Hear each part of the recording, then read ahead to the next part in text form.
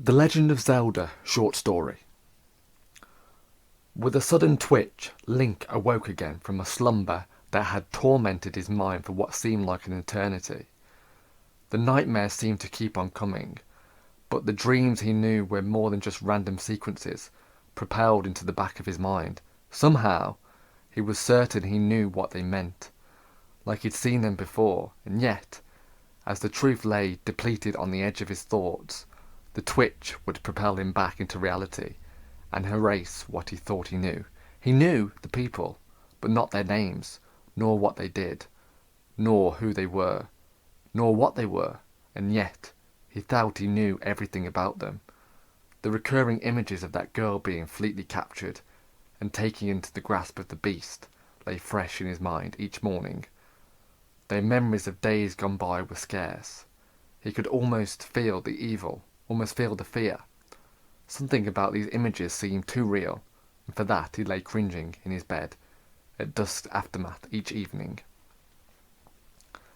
As the morning glare radiated through his elevated, hollow tree of residence, the fear on Link's mind disappeared as quickly as the bugs at dawn. As each morning circulated, he felt a sense of expectation, as if the visions he'd been enduring were events that were still to come. Yet this expectation was going unfulfilled thus far. As he flicked his thick blonde locks from his vision at dawn, he caught a glimpse of Saria outside the token window of his treehouse. "Link," she called. "Please come down. It's a wonderful day." Link shuddered. "Okay, Saria," he responded, without divulging his mood. "I'll be right down." Link was never like that of the other Kokiri, though he resembled that of one, small stature, a green tunic, and brown lace boots. He felt somewhat separated from the rest of the forest population. The Kokiri were typically timid, shy, and lacking of any courage, which was of a direct opposite nature to Link. He was far more courageous and outgoing, and was often disappointed with the behaviour of his fellow beings, as well as feeling somewhat secluded from them. Alas, he continued to keep those thoughts to himself, and hid any sour feelings from the other inhabitants of the Kokiri forest. He descended the ladder from his treehouse, where he lived alone, and met with Saria at the bottom. Not unlike Link, Saria was a blonde-haired Kokiri child, dressed in green, who lived just outside Link's treehouse above the Kokiri shop. She was quite timid, yet incredibly loud and outgoing when around those she was close to, Link being one of those close acquaintances, and as a result was often avoided by other members of the forest due to her annoying nature. However, Link continued to associate himself with her, as most Kokiri children were forever encompassed within their houses and unwilling to socialise. As Link made his way down the inconsistently swinging ladder, he noticed something unusual.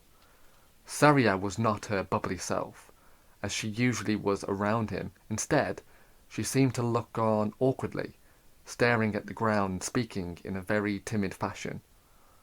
"Wonderful day, isn't it, Link?" She barely mumbled. "Saria," Link responded in a querying fashion. "Are you all right?" "I'm so sorry, Link," she muttered. The tone of her normally cheerful voice immediately had Link expecting the worst. "I lost your ocarina," she testified. Link mentally breathed a sigh of relief.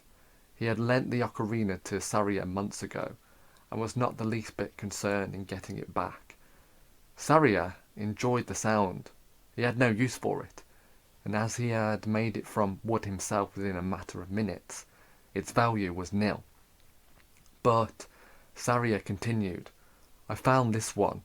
Saria revealed another ocarina. However, instead of being wooden, this one was made out of some sort of metallic material. "I'm sorry it's not your one, Link. I bought this from a salesman in the Lost Woods. It took me hours to convince him to sell it. He said it was given to him by a mysterious swordsman dressed in a green tunic, many years ago. The character he described sounded kind of like a forest child, so I knew I had to buy it. I think it belongs with you, Link. I'm so sorry though. Link looked on at the instrument, intrigued. It looked much better than his own creation, although similar in looks, and it bared a simple carving on the side. All it said was, time, followed by the numbers 226 and 1. Saria, he exclaimed cheerfully, in a somewhat relieved fashion. Don't you worry about my ocarina. You didn't have to do this. You could have kept it forever. It was yours. Really? Saria queried, rhetorically. Thank you so much, Link. I was worried you would be mad at me. Anyway, it's no good to me now. I left it in the Lost Woods yesterday afternoon. It was gone when I went back this morning, and I was so worried. But Link, I forgot you are the greatest. Link looked on, blushing, somewhat annoyed by Saria's continued appraisal. I want you to hold on to your new ocarina, she demanded. Don't let anyone like me borrow it ever again. They'll just end up losing it. I know this one was meant for you. Link took the much lighter, much more metallic ocarina from Saria and placed it in his pocket without further notion. He felt he had no need for it, yet at the same time he felt it was of value to him. The inscription on the side was enough to keep him intrigued to a degree, and so he figured he would hold on to it for a while. All right, Link, Saria said in a much brighter tone. I must go now. I need to help the elders run the shop. Thank you again, Link. Saria quickly hustled along towards her home. As the sun began to rise further atop the trees that surrounded the Kokiri forest town. As the morning turned to a placid noon, Link made his way over to the forest training ground, where swordsmen would often train to fight off any evil in the forest if needed. The Kokiri, although shy and often scared of the unknown, were very keen swordsmen. Link, again showing a difference between himself and the normality of the Kokiri culture, had no interest in learning the art of the blade, and as a result of this the Kokiri elders often attempted to persuade him into learning. After years of continuously bugging the young Kokiri child, the elders had eventually persuaded Link to practice as a swordsman, with the promise that he could use the sacred Kokiri sword. Link's agreement meant that he had to practice only daily at the training grounds with the forest's premier swordsman. Orca, although he didn't like it, Link was a man of his word and continued to practice with Orca every day as promised, with this day being no exception. Link, my young friend, said Orca as Link arrived at the grounds. I've been waiting for you. A rather large, humble man, Orca always seemed to be at the grounds early, no matter what time Link arrived himself. I have a test for you today, he exclaimed happily. I'm very pleased with your progress as a swordsman lately, and so I've set you a challenge. If you can make your way through the Lost Woods and find the shield I have hidden deep within, you will be presented with the Master Sword. Link looked on, confused. Orca had used the Master Sword for years, however, had recently carved a new sword himself. Why would he want to give up the sword that he loved for so long? Link kept the question to himself. All right, Orca, Link attested. I'll do it. Although confused as to why he was being tested, he knew that no other Kokiri would agree to such a mission. The Lost Woods were very maze-like, rugged and overgrown, and Kokiri children rarely entered. This alone was enough to convince Link to accept the challenge, as he wanted to continue to break from Kokiri tradition. Very well then, Link, Orca stated confidently. If you are not out by sundown, I'll come searching for you. But you are a fine young Kokiri, and I'm confident you will have no trouble. Link slowly wandered through the Lost Woods entrance. Located directly behind the training ground, he'd rarely entered the woods, only occasionally with Saria, and had never gone deeper than the first open area. He quickly began to use his sword to break down vines and greenery from the path, slashing heavily and constantly in the same fashion that Orca had taught him. The vines were thick, covering the ground like hundreds of damp green snakes, and becoming more sticky and hard to cut as Link moved forward.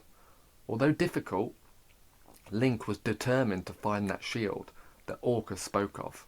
He turned left, then right, then left, seemingly forever through the makeshift maze of tangling snakes and mangling mud, until eventually he reached a small clearance.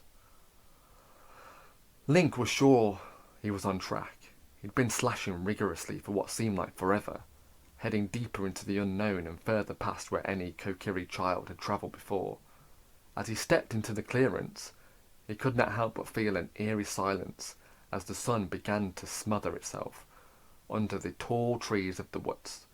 A feeling of discomfort echoed down his spine, like that of rain under his dark green tunic.